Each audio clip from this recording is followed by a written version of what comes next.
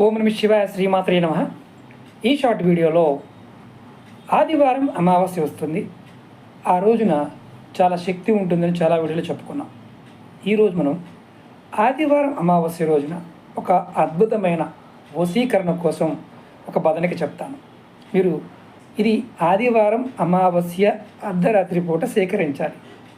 ఈ బదనిక మీరు ఎవరైనా సరే ఎక్కడ తెచ్చుకోవాలయ్యా? జూపి చెట్లు ఉంటాయి, జూపి చెట్టు మీద ఉండే బదనక తెచ్చుకోవాలి.